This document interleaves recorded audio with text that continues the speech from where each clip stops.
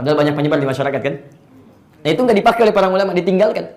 Ya, Masya Allah. Ulama yang soleh meninggalkan. Para alim meninggalkan. Yang hafal Quran meninggalkan. Yang tahu hadis meninggalkan. Antum ulama bukan. Hafal Quran kadang-kadang belum, gitu kan? Hadis berapa banyak dihafalkan. Antum sendiri mengamalkan. Yang salah bukan ulama. Yang salah barangkali kita belum teliti keadaan hadis itu. Nah, jadi kalau Anda tanya, Ustadz, kenapa sekarang banyak tersebar yang seperti itu? Nah, itu asalnya ada satu musibah terjadi saat hadis itu dituliskan oleh Ibnu Khuzaimah dalam kitab sahihnya, Sahih Ibnu Khuzaimah. Beliau menyampaikan bab namanya bab Fadhailur Ramadan, bab tentang keutamaan Ramadan. Ibnu Khuzaimah ini ahli hadis, pakar di bidangnya. Beliau ingin menunjukkan ini hadis yang bermasalah, ini hadis yang tidak bermasalah. Maka diberikanlah sebuah bab judul, bab Fadhailur Ramadan, bab tentang keutamaan Ramadan. Salah satu hadis yang disebutkan ini yang bermasalah. Kata beliau, in kana hadithu sahihan. Jika memang benar hadis ini benar-benar sahih. Kalimat in di situ menunjukkan hadis ini bermasalah. Dijelaskan ada sipulan bermasalah di situ. In kana hadithu sahihan. Hanya nanti terjadi satu musibah sepeninggal beliau, terjadi banjir besar yang diantara air yang menimpanya mengenai pada pembahasan ini. Huruf in-nya hilang. Yang dari kalimat in kana hadithuhu sahihan berubah kalimatnya jadi kana hadithuhu sahihan. Yang asalnya jika benar hadis ini sahih, ya menunjukkan sesuatu yang meragukan, artinya jadi berubah menjadi hadis ini benar-benar sahih. Jadi kalau tidak diteliti lagi kepada manuskripnya atau makhtutatnya, maka akan dipastikan bahwa orang ini mengira hadisnya sahih. Maka disampaikan dalam setiap kesempatan. Paham sampai sini? Baik, jadi saya ingin berikan satu ilmu yang cepat, maksud saya.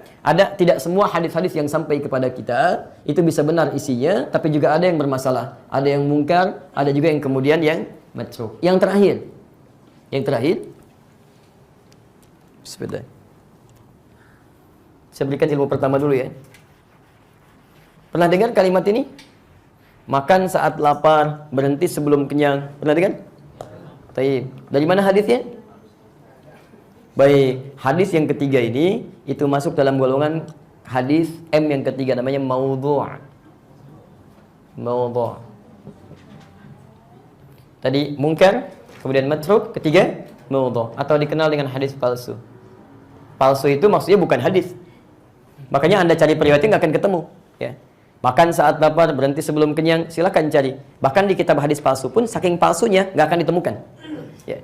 Ada kitab-kitab hadis palsu namanya al-maudhu'at. Jadi saking palsunya hadis tadi yang saya sampaikan, di kitab hadis palsu pun nggak akan ditemukan. Ya. Nah, ini motivasinya, mohon maaf, motivasinya nanti ada orang-orang tertentu khususnya di zaman terjadinya saat fitnah kubra itu, ya, setelah terjadinya pembunuhan sahabat Utsman bin Affan radhiyallahu taala anhu disusul oleh sahabat Ali bin Abi Thalib radhiyallahu taala anhu, dan terjadi persoalan besar, ya, ada fitnah kubra di situ, saling tuduh macam-macam, sehingga berpindahlah kemudian dari masa khilafah itu kemudian ke masa raja-raja dan sebagainya. Nah, ada mulai penyimpangan perilaku di masyarakat. Nah, apa diantaranya? Terbagi dua. Ya, ada mulai perebutan kekuasaan, sudah menjauh dari ajaran-ajaran Rabbani, ya. Petunjuk Al-Quran, petunjuk hadis, yang dulu saling memberikan kekuasaan. Kalau antum lihat indah sekali syarahnya itu. Ya, saat penunjukan khalifah itu, ya, saat penunjukan khalifah, penggantinya sahabat Umar bin Khattab radhiyallahu taala anhu, itu kan saling tunjuk tuh. Ya, jadi dikumpulkan sahabat 5 orang yang utama, ya, si fulan ditunjuk, nunjuk si fulan. Ya, Utsman ditunjuk, Utsman nunjuk kepada Ali. Ali ditunjuk, nunjuk kepada Abdurrahman bin Auf. Sampai ke paling ujung, ya, saat sampai kepada sahabat yang paling ujung, ditunjuk kepada dia, karena nggak ada yang ditunjuk lagi di sini, dia mengundurkan diri. Antum bayangkan, fulan nunjuk fulan, fulan nunjuk fulan, fulan nunjuk fulan, sudah nggak ada orang lagi nih, saya mengundurkan diri. Saking merasanya bahwa ini amanah luar biasa. Tapi masa itu kemudian terjadi satu fitnah luar biasa, sudah mulai ada persaingan, perebutan kekuasaan dan sebagainya. Di antaranya mulai memunculkanlah orang-orang yang ditugasi memberikan kalimat-kalimat yang keliru. Bahkan saking nekatnya, ada yang mengambil bagian dari hadis Nabi sallallahu alaihi wasallam. Sampaikan ini hadis, ya, sampaikan ini hadis, sampaikan ini hadis.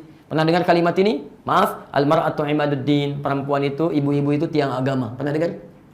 Masya Allah. Atau tiang negara, pernah dengar? Baik, Masya Allah, imadul watan, tiang negara, itu hadis palsu.